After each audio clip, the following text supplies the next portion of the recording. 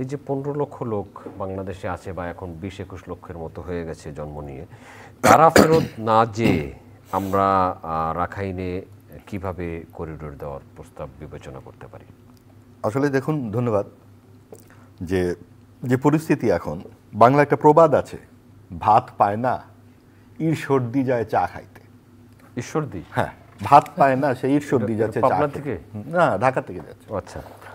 মানে শখের তোলা, বলে না, শখের তোলা 80 টাকা।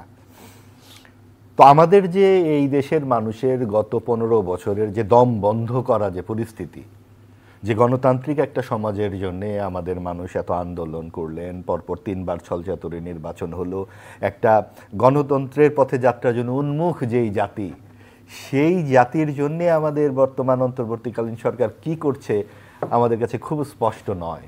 ঐক্যমত্য যে কমিশন, তা ধারাবাহিকভাবে মিটিং করে যাচ্ছে এবং তেমন যেন খুব একটা ব্যগ্র পরিস্থিতি আমরা দেখতে পাচ্ছি না।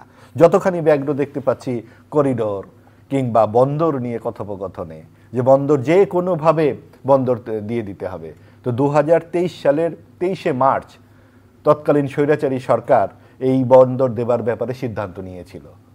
তো স্বৈরাচারী সরকারের তো সবই খারাপ, তো এরকম 2-4টা সিদ্ধান্ত ভালো বলে মনে হচ্ছে কি বর্তমান অন্তর্বর্তীকালীন সরকারের? আদৌ প্রয়োজন আছে কি এগুলো? তো এই জানালাগুলো কেন বর্তমান সরকার খুলছেন, এটা খুব স্পষ্ট নয় আসলে।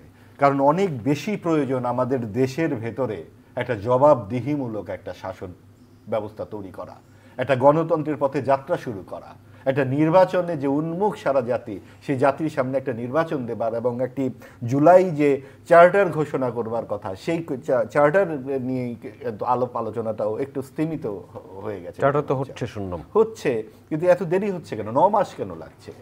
এবং এই 9 মাস কিন্তু যথেষ্ট অনেক বড় সময়। এর আগে কিন্তু আমরা গুরুত্বপূর্ণ নির্বাচন হতে দেখেছি 3 মাস সময়সীমার মধ্যে। আমাদেরকে বলা হয়েছিল যে না, শুধুমাত্র যেন তেন প্রকার একটি নির্বাচনে এই সরকারের কর্তব্য হতে পারে না। এই আপনার শাসন ক্ষমতার ভেতরে একটা মৌলিক সংস্কার তারা করবেন, যে 2 দফা 2 মেয়াদের বেশি প্রধানমন্ত্রী হওয়া যাবে না, নানান কক্ষের একটা বিভাজন থাকবে, একই ব্যক্তি 3টি কমিশনের প্রধান হতে পারবেন না, দলের এবং সংসদের, এই ধরনের সরকার এবং মন্ত্রিসভা। তো সব কিছু মিলে আমরা যথেষ্ট আশাবাদী ছিলাম যে একটা স্বৈরতান্ত্রিক যে একটা কাঠামো আমাদের দেশে জগদ্দল পাথরের মতো বসে আছে দীর্ঘকাল ধরে, সেখান থেকে আমরা হয়তো বেরিয়ে আসব। সেইটার খোঁজ খবর কিন্তু আমরা একটু কমই পাচ্ছি। হঠাৎ করে আমরা দেখতে পাচ্ছি করিডোর, হঠাৎ করে দেখতে পাচ্ছি বন্দর, হঠাৎ করে লং মার্চ ইত্যাদি নানান কিছু।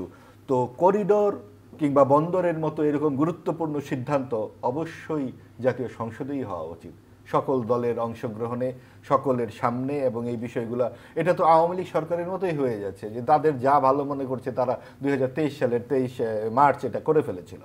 তো এবং তারা যেভাবে রাতের বেলা ভোটগুলো করেছিল, নিশ্চয়ই আগামী ভোট সেরকম হবে না। ডক্টর ইউনূসের মতো একজন বিশ্ববরেণ্য মানুষের কাছে অবশ্যই আমাদের প্রত্যাশা অনেক বেশি, এবং একটা গণতান্ত্রিক জবাবদিহিমূলক শাসন ব্যবস্থার দিকে জাতি এগিয়ে যাবে, তার প্রতি আমরা আসলে চোখ মেলে তাকিয়ে আছি। ধন্যবাদ।